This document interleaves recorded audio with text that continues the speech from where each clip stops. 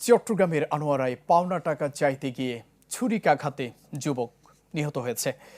Police ও স্থানীয়রা জানান, সোমবার রাত 9:30টার দিকে আনোয়ারার পরইকোড়া ইউনিয়নের পূর্ব কন্যারা এলাকায় রাসেল নামে একজনের কাছে পাওনা 1 লাখ টাকা চাইতে যান মোহাম্মদ মানিক। এ সময় দুজনের মধ্যে তর্কাতর্কির এক পর্যায়ে রাসেল ছুরিকাঘাত করে মানিককে। গুরুতর অবস্থায় তাকে প্রথমে আনোয়ারা উপজেলার স্বাস্থ্য কমপ্লেক্স এবং পরে চট্টগ্রাম মেডিকেলে আনা হয়। সেখানে চিকিৎসাধীন অবস্থায় রাত 1:30টার দিকে মারা যান মানিক।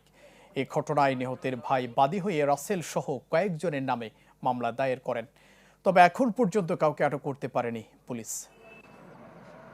Vision hot and cool AC 4-ওয়ে সলিনয়েড ভালভ টেকনোলজিতে হিটিং ও কুলিং দুই মোডেই কাজ করে সমানভাবে। Vision hot and cool AC call করে ডেকে নিয়ে গেছে।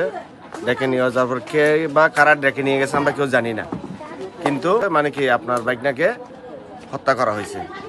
তখন ওখান থেকে সবাই গেছে, সবাই যে মানে দেখতেছে মানে কল দিছে জানি না, মোবাইল কানে নিয়ে ঘর থেকে বাইরে গাড়ি নিয়ে চলে গেছে।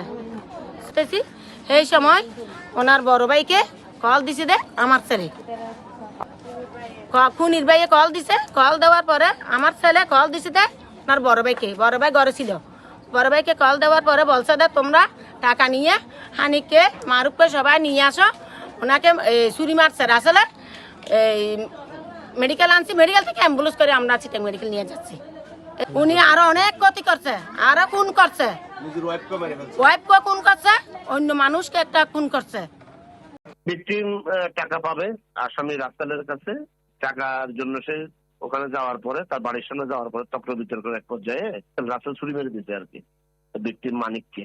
গুরুতর আহত অবস্থায় রাসেলের আপন ভাই মানে যে আসামি মাসে তার ভাই সহ অন্যান্য লোকজন তাকে হাসপাতালে নিয়ে আসছে আনোয়ারা মেডিকেলে। সেখান থেকে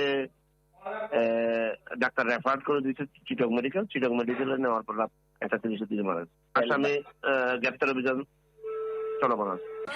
আর বো গো জানি এ রে বো